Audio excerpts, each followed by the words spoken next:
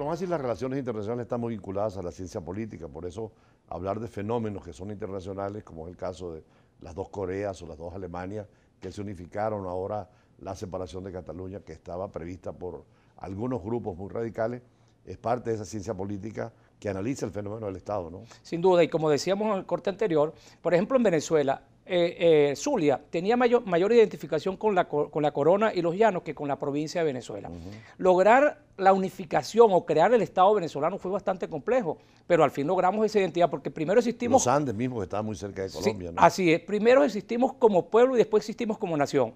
Ir conformando lo que fue el Estado venezolano ha sido bastante complejo. Hoy en día, venir a hablar entonces de una separación sería bastante dramático y muy malo para el Estado venezolano. Lo que hay que es justamente fomentar la descentralización como nuevas formas de gerenciar, de ir cediendo competencia para hacer más efectiva la acción de gobierno. El caso de la Gran Colombia, ¿cómo lo analiza? Que fue una ruptura también y se convirtió en 3 estados, ¿no? Así es, porque en aquel momento también era entender, por ejemplo, Bolívar con aquel sueño de la integración, un estado que se estaba conformando, que era el Estado venezolano, ser en aquel momento un departamento de la Gran Colombia, había que entender el proceso, no era nada fácil. Por eso es que hoy en día aquellos que empiezan a motivar desintegraciones y separaciones y secesión de territorio, yo creo que no le hacen un bien a la humanidad misma, porque eso es un proceso largo de integración entre los estados, conformación de estados-naciones, que hoy en día pues están conformados y lo que hay que buscar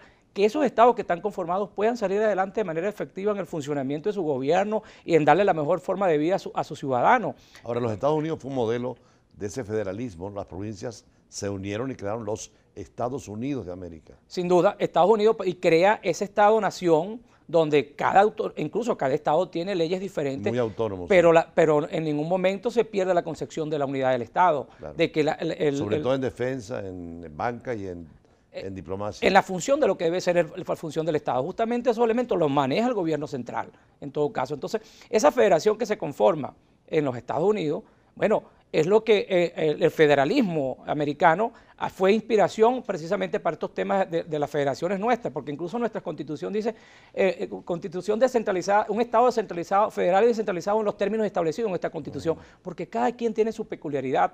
Y lo importante entonces, cómo manejar esas peculiaridades de manera tal que vayamos sacándole el mejor beneficio para las naciones mismas, porque los intereses particulares de muchos estados en desmedro de los otros no es lo que la globalización impone. Ahora Europa también está en esa línea de la Europa federal, cuando creamos la Unión Europea con 28 estados, en donde algunos ya dicen se va como Gran Bretaña con el Brexit, pero está la Unión Europea. Claro, pero el principio fundamental es el beneficio de los países de Europa, es decir, unirnos para crecer, unirnos para avanzar, para lograr las mejores condiciones de vida, porque unidos somos mejores como bloque de países precisamente para hacer frente a las otras potencias que están surgiendo en el mundo, porque sin duda esa unidad europea le hace frente a China, le hace frente a Rusia, le hace frente a los Estados Unidos. Y América podría estar en esa línea, América del Sur. América, por eso es que yo siempre he dicho que nosotros debemos inspirarnos en el modelo europeo.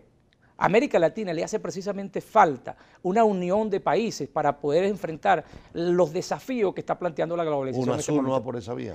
UNASUR en un momento se planteó, pero justamente ese sesgo político que se le ha dado a UNASUR no ha permitido que haya un desarrollo de lo que debe ser precisamente una unidad de países. Porque si nacen inspirado en modelos ideológicos, claro, o en cuestiones políticas, es imposible que logren. Porque es el tema de la alianza bolivariana, ¿no? Sin duda, el ALBA. El ALBA. ¿Qué resultados tenemos del ALBA hoy en día? Nada, eso murió al nacer. Muy en la línea de un solo gobierno, un solo partido, de una sola ideología. Y así no puede ser. El tema en cambio, Mercosur ha tenido más vigencia por la pluralidad política, ¿no? Sin duda, y Mercosur tiene además principios de lo que debe ser la democracia, de lo que debe ser la integración, cómo entender el mundo de la interdependencia de hoy, cómo entender el mundo... El CARICOM, que es el Caribe Unido. El CARICOM, bueno, tiene también, lo que pasa es que ahí le ha faltado precisamente, también han caído en el tema de que no son países con la fuerza para impulsarse y han tenido que depender de los estados grandes también, que en vez de buscar que esas islas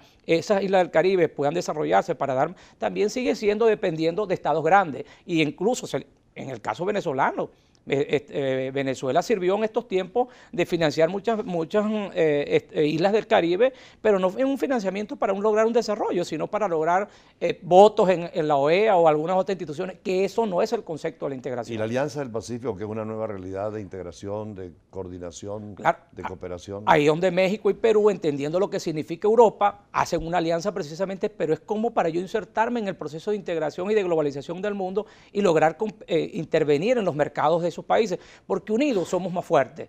En el entendido, ¿qué hacen estos países? Unirse precisamente para lograr entre ellos competencia, para lograr penetrar otros mercados. En sus cátedras universitarias en ciencias políticas me imagino que trabajan mucho el tema de la integración, ¿no? Sin duda, incluso en la maestría de Derecho Internacional y de la Integración damos una materia que se llama el Estado venezolano y la globalización, hablando precisamente de la importancia que los estados de hoy en día tienen que buscar para integrarse, porque hay autores como Fukuyama que dice que el problema no es el mercado.